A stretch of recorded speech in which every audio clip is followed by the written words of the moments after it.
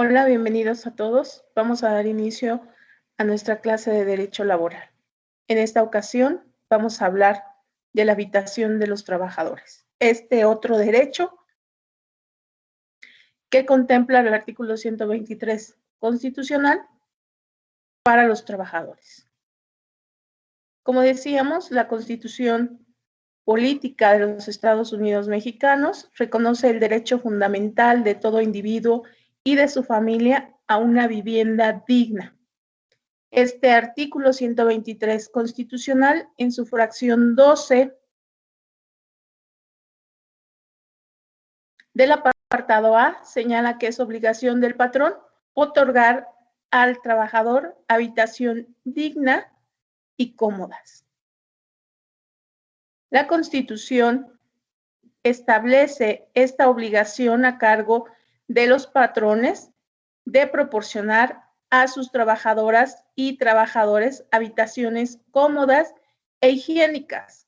Dispone esta obligación, la cual podrá satisfacer el patrón si éste realiza aportaciones de naturaleza fiscal a un Fondo Nacional de la Vivienda para los Trabajadores, Infonavit, con la finalidad de instaurar el sistema de financiamiento que va a permitir a los trabajadores acceder a un crédito barato y suficiente para adquirir en propiedad una vivienda.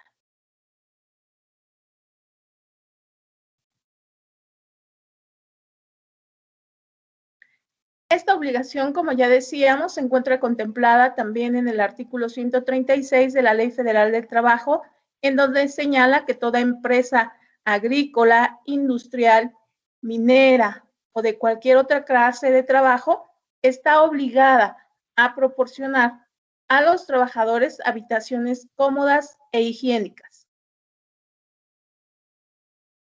Por lo que para dar cumplimiento a esta obligación, las empresas deberán aportar al Fondo Nacional de la Vivienda el 5% sobre los salarios de los trabajadores a su servicio.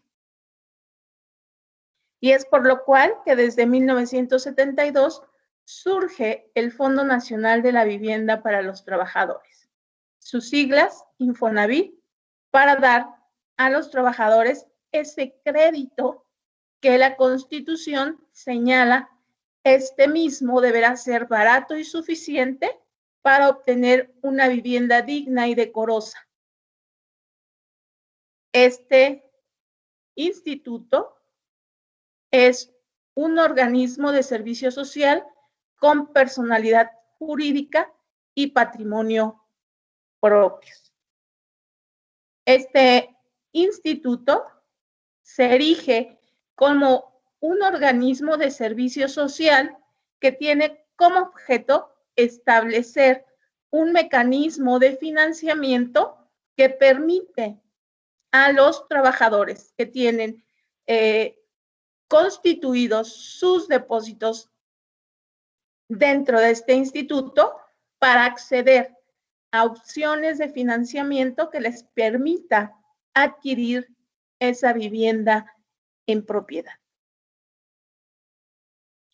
Por lo tanto, el Infonavit, de acuerdo al artículo 3 de la ley que lo rige, tiene por objeto administrar los recursos de este Fondo Nacional de la Vivienda, el cual se constituye por las aportaciones recibidas por los patrones que equivalen al 5% sobre el salario de los trabajadores a su servicio. Establecer y operar un sistema de financiamiento que permita a los trabajadores obtener un crédito barato y suficiente para adquirir una vivienda en propiedad. Estas deben ser cómodas e higiénicas. La construcción, reparación, ampliación o mejoramiento de sus habitaciones y el pago de pasivos contraídos por los conceptos anteriormente mencionados. Coordinar y financiar programas de construcción de habitaciones destinadas a la adquisición de la propiedad por parte de los trabajadores. Este instituto, como cualquier otro organismo, se compone de distintos órganos, como son la Asamblea General, el Consejo de Administración, la Comisión de Vigilancia, el Comité de Auditoría, el Director General, 2 directores sectoriales, la Comisión de Inconformidades, el Comité de Transparencia y las comisiones consultivas regionales.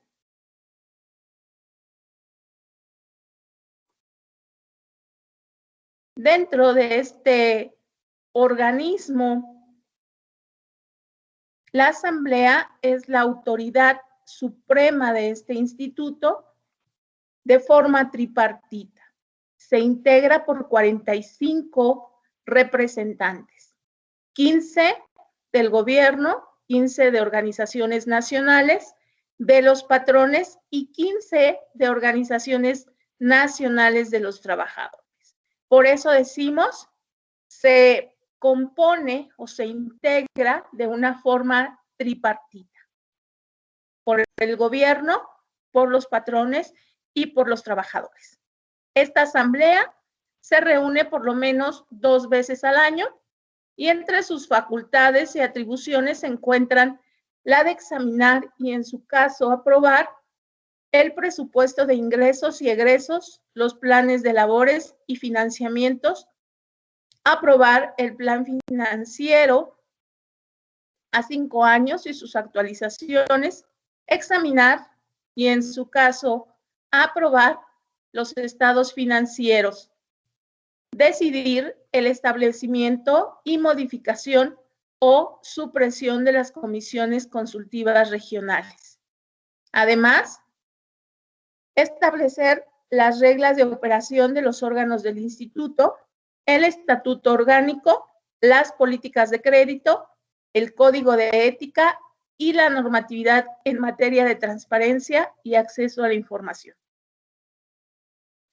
También se dictan las bases de cómo un trabajador puede acceder al crédito para la vivienda.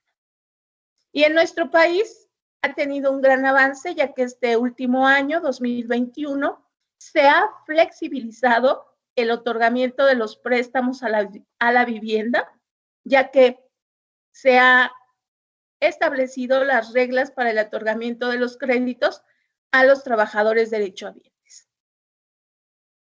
Por un lado, desaparece el sistema de puntos, pues ahora el Infonavit proporcionará al trabajador los medios para que conozca su capacidad de acceso a un crédito de vivienda, así como el monto que puede aprovechar. Además, puede otorgar créditos para utilizarlos en la adquisición de un terreno. Además, otorgará créditos para la construcción de la vivienda sobre ese terreno que ha sido previamente adquirido. En esta nueva modalidad, financiará las obras de edificación y mejora de la vivienda que se realice por parte del propietario o bien mediante la contratación de algún tercero.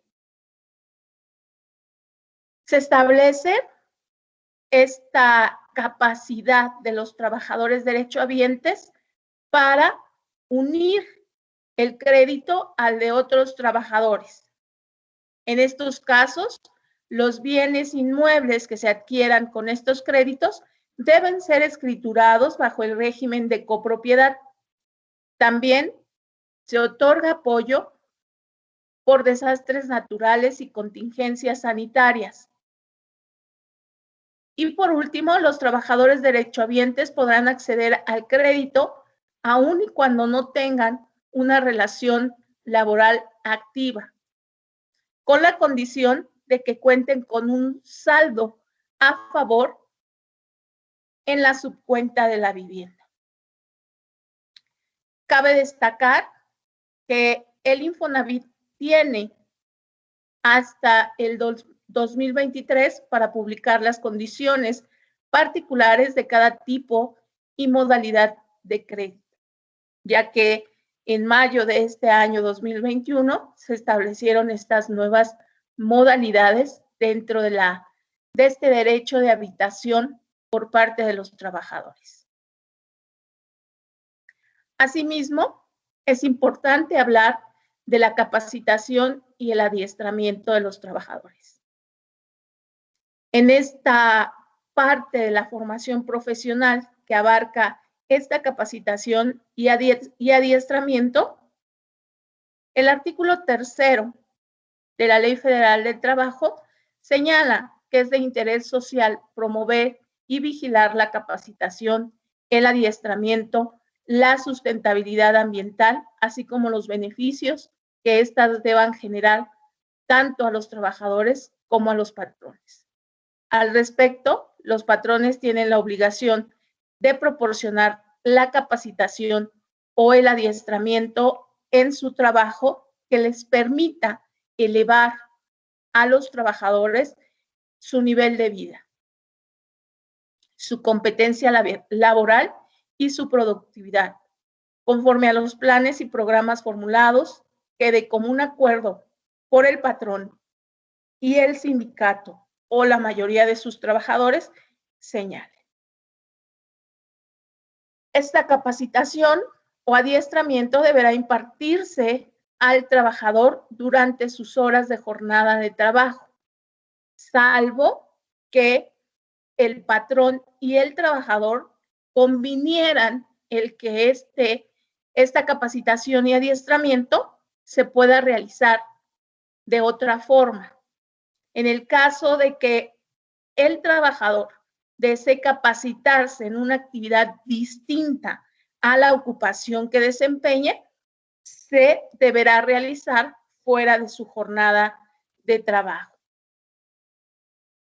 La capacitación tiene por objeto preparar a los trabajadores de una nueva contratación y a los demás interesados a ocupar las vacantes o puestos de nueva creación.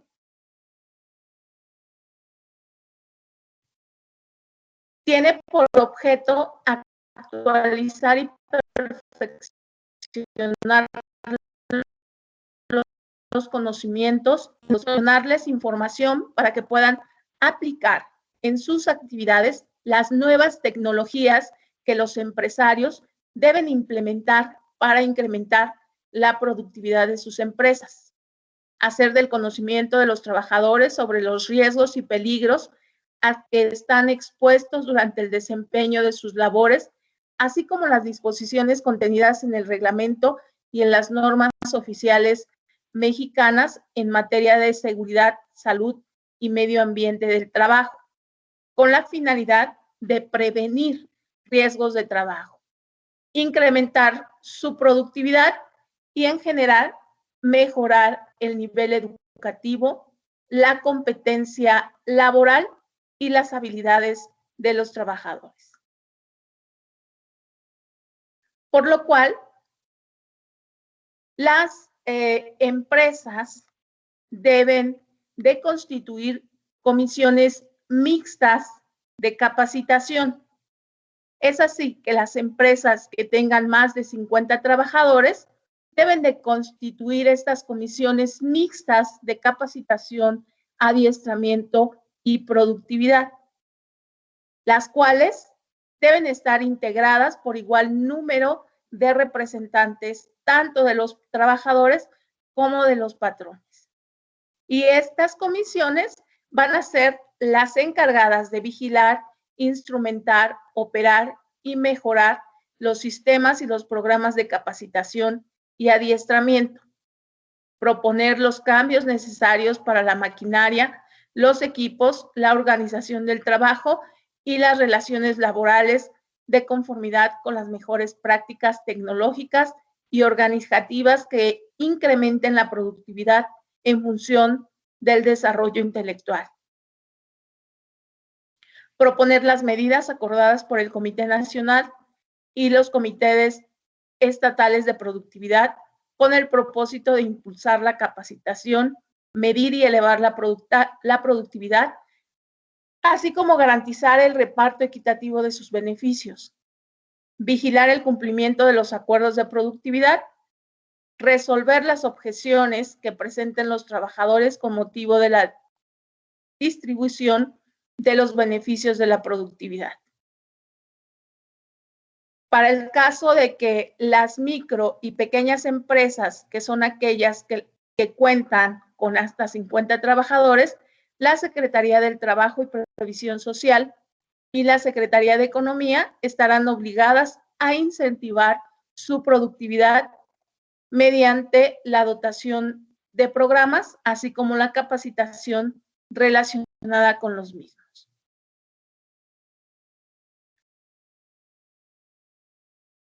Es así que llegamos al apartado de los trabajos especiales, los cuales se contemplan dentro del título sexto de la Ley Federal del Trabajo. Y esta señala como trabajos especiales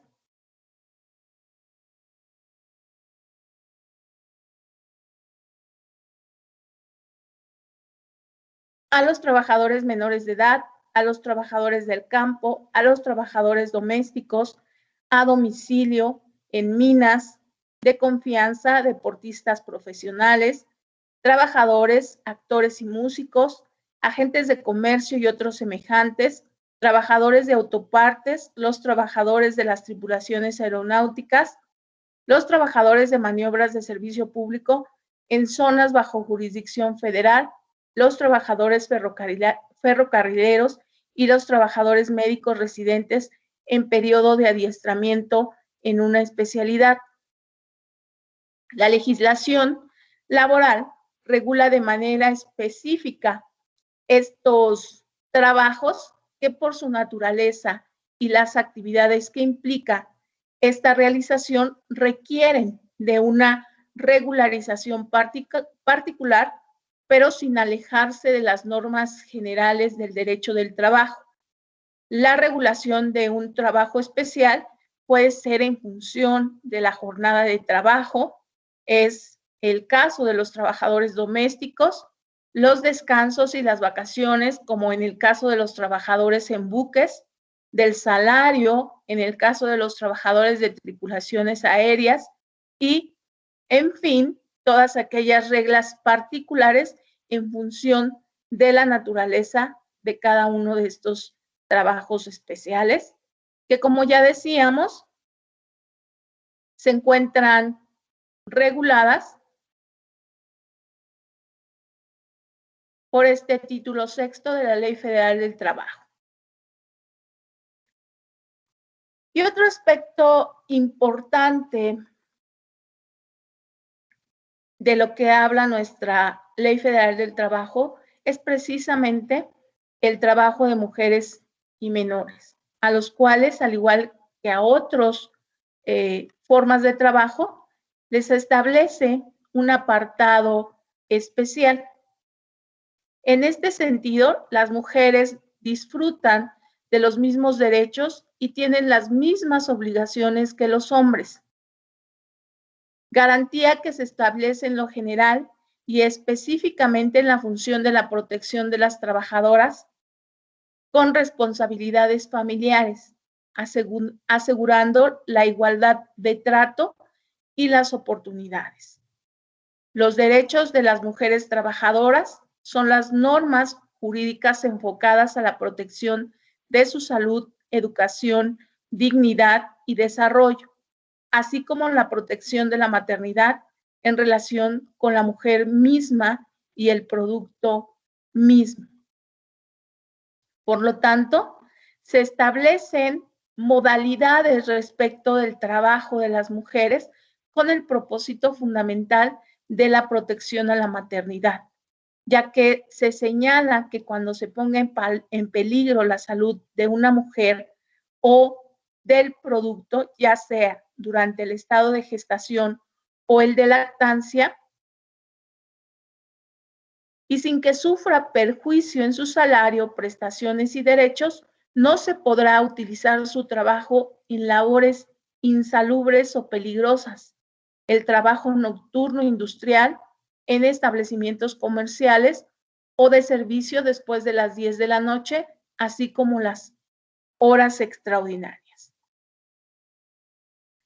Por lo tanto, establece los derechos de estas mujeres trabajadoras, señalando que durante el periodo de embarazo no realizarán trabajos que exijan esfuerzos considerables y que signifiquen peligro para su salud en relación con la gestación, tales como levantar, tirar o empujar grandes pesos que produzcan trepidación, estar de pie durante largo tiempo o que actúen o puedan alterar el estado psíquico y nervioso. Disfrutarán de un descanso de 6 semanas anteriores y posteriores al parto. A solicitud expresa de la trabajadora, previa autorización escrita del médico de la institución de seguridad social que le corresponda, o en su caso del servicio de salud que otorgue el patrón, tomando en cuenta la opinión de este y la naturaleza del trabajo que desempeñe, podrá transferir hasta 4 de las 6 semanas de descanso previas al parto para después del mismo. En el caso de que los hijos hayan nacido con cualquier tipo de discapacidad y requieran atención médica hospitalaria, el descanso podrá ser de hasta 8 semanas posteriores al parto, previa presentación del certificado médico correspondiente. En el caso de adopción de un infante, disfrutarán de 6 semanas con goce de sueldo posteriores a los días en que lo reciban. Los periodos de descanso se prorrogarán por el tiempo necesario en el caso de que se encuentre imposibilitada para trabajar a causa del embarazo o del parto. En el periodo de lactancia, hasta por el término máximo de 6 meses, tendrá 2 reposos extraordinarios por día, de media hora cada uno para alimentar a sus hijos en un lugar adecuado e higiénico que designe la empresa. O bien, cuando no sea posible, previo acuerdo con el patrón, se reducirá en 1 hora su jornada de trabajo durante el periodo señalado.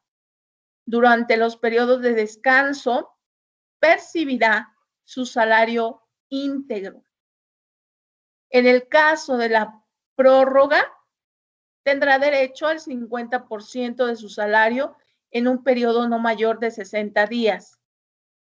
Tiene derecho también a regresar al puesto que desempeñaba siempre que no haya transcurrido más de 1 año de la fecha de parto y a que se compute su antigüedad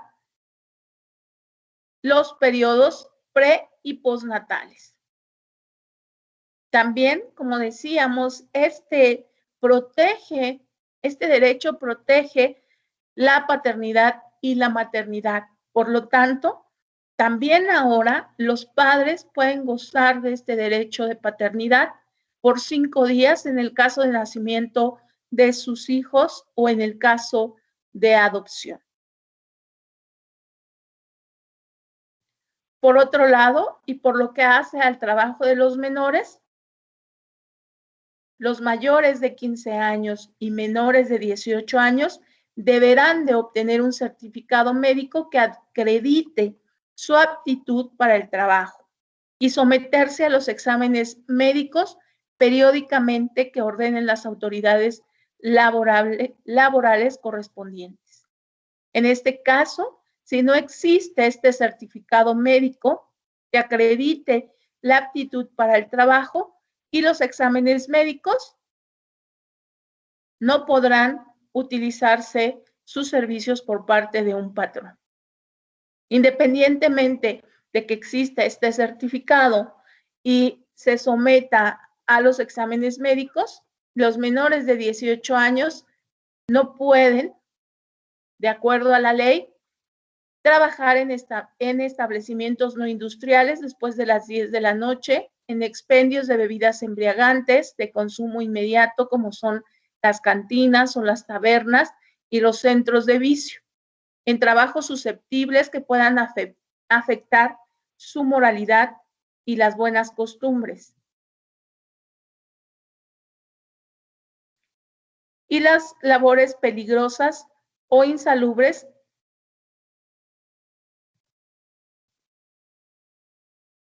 que por su naturaleza del trabajo o por las condiciones físicas.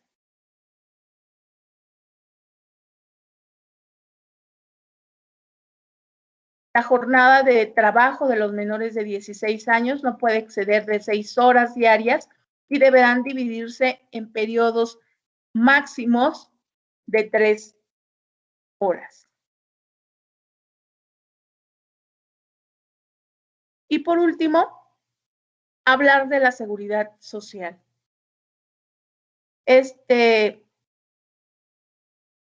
derecho que tenemos los trabajadores con la finalidad de garantizar ese derecho a la salud, a la asistencia médica, la protección de los medios de subsistencia y los servicios sociales necesarios para el bienestar individual y colectivo, así como el otorgamiento de una pensión que en su caso, previo cumplimiento de los requisitos,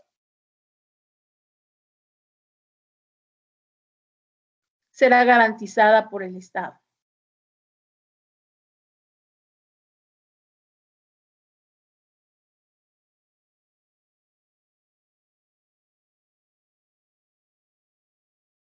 Los riesgos de trabajo son los accidentes y enfermedades a los que están expuestos los trabajadores en ejercicio o con motivo de su trabajo. Por accidente de trabajo se entiende toda lesión orgánica o perturbación funcional inmediata o posterior o la muerte, producida repentinamente en ejercicio o con motivo del trabajo, cualesquiera que sea el lugar y el tiempo en que se presente. Quedan incluidos en esta definición los accidentes que se produzcan al trasladarse el trabajador directamente de su domicilio al lugar de trabajo y viceversa. Por enfermedad de trabajo se entiende todo estado patológico derivado de la acción continuada de una causa que tenga su origen o motivo en el trabajo o en el medio en que el trabajador se vea obligado a prestar sus servicios.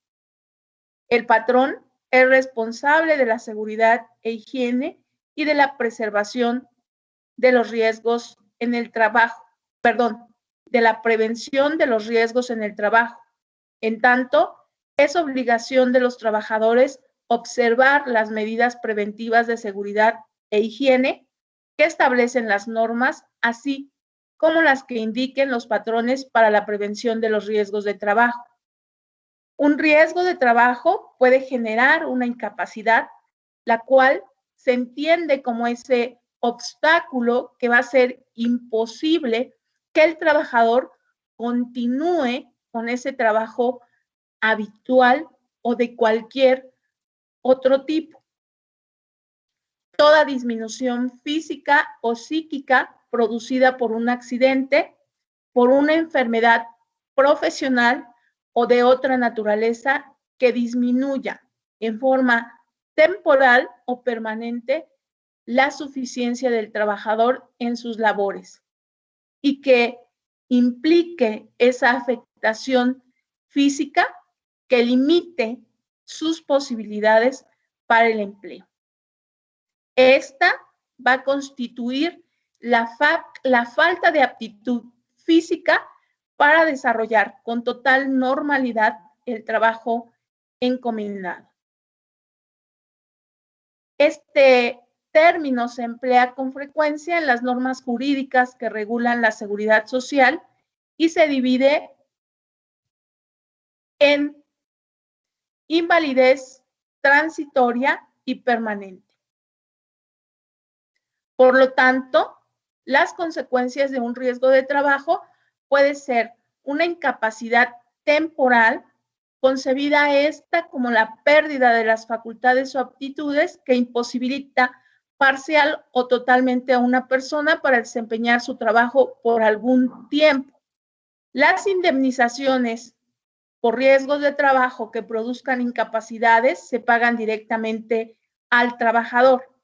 En el caso de una incapacidad temporal, la indemnización consiste en el pago íntegro del salario que deje de percibir mientras subsista la imposibilidad de trabajar. Este pago se hace desde el primer día de su incapacidad.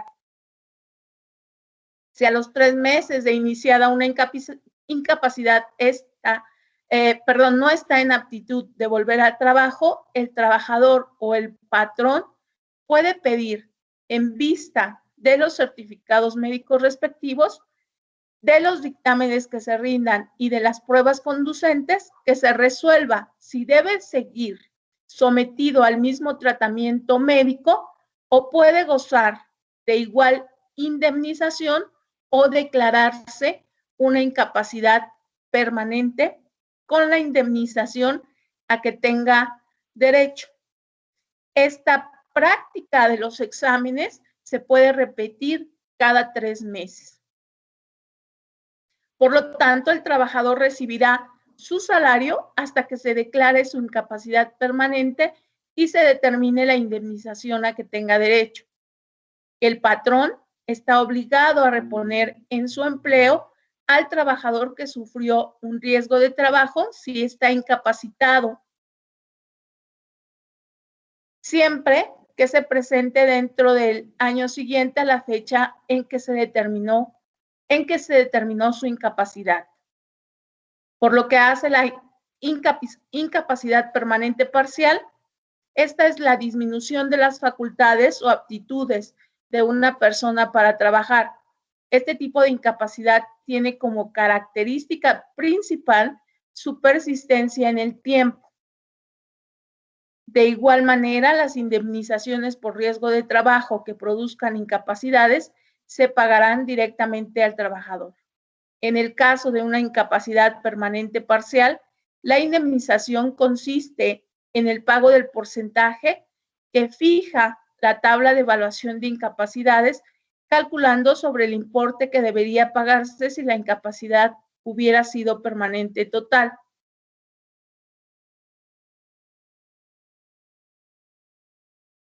Si la incapacidad parcial consiste en la pérdida absoluta de las facultades o aptitudes del trabajador para desempeñar su profesión, la autoridad correspondiente podrá aumentar la indemnización hasta por el monto de la que correspondería por la incapacidad permanente total. El patrón está obligado a reponer en su empleo al trabajador que sufrió un riesgo de trabajo si está capacitado, siempre que se presente dentro del año siguiente a la fecha en que se determinó su incapacidad. Y la incapacidad permanente total es la pérdida de facultades o aptitudes de una persona que la imposibilite para desempeñar cualquier trabajo por el resto de su vida, cualquiera que sea la naturaleza del riesgo que la haya producido. Las indemnizaciones por riesgo de trabajo que produzcan incapacidades de esta naturaleza se pagan directamente al trabajador. La indemnización consiste en una cantidad equivalente al importe de 1.905 días de salario. Estas indemnizaciones que debe percibir el trabajador en los casos de incapacidad permanente parcial o total deben ser pagadas íntegras sin que se haga deducción de los salarios que percibió durante el periodo de incapacidad temporal. Dentro de los 2 años siguientes en que se hubiese fijado el grado de incapacidad, podrá el trabajador o el patrón solicitar la revisión del grado por si se comprueba una agravación o atenuación posterior. Y la muerte.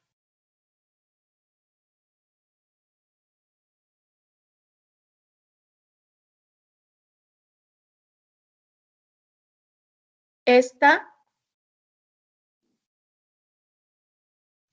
cuando cuando el trabajador se ocasione como consecuencia la muerte, la indemnización comprende 2 meses de salario por concepto de gastos funerarios y el pago de la indemnización por muerte, equivalente a 5,000 días de salario, sin deducir la indemnización que percibió el trabajador durante el tiempo que estuvo sometido al régimen de incapacidad temporal.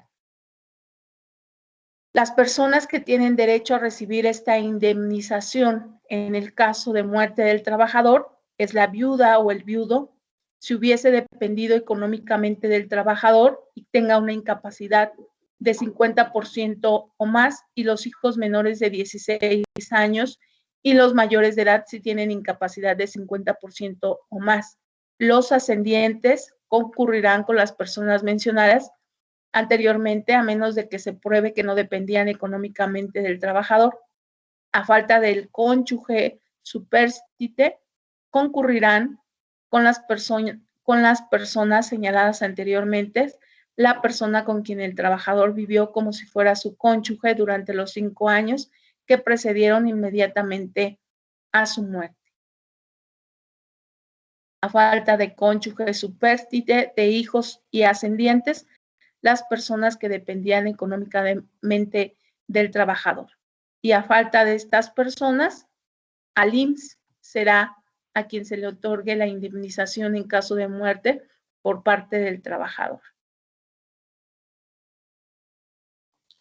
Asimismo, los trabajadores que sufran un riesgo de trabajo tienen derecho a la asistencia médica y quirúrgica, a la rehabilitación, a la hospitalización cuando se requiera, a los medicamentos y material de curación, a los aparatos de prótesis y ortopedia necesarios y a una indemnización.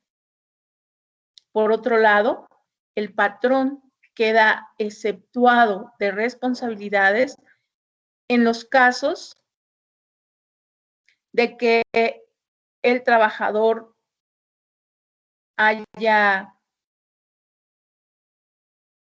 sido lesionado o quede imposibilitado para trabajar si el accidente ocurre encontrándose el trabajador en estado de embriaguez, o si ocurre encontrándose el trabajador bajo la acción de algún narcótico o droga enervante, salvo que exista prescripción médica y que el trabajador hubiese puesto el hecho en conocimiento del patrón y le hubiere presentado la prescripción suscrita por el médico.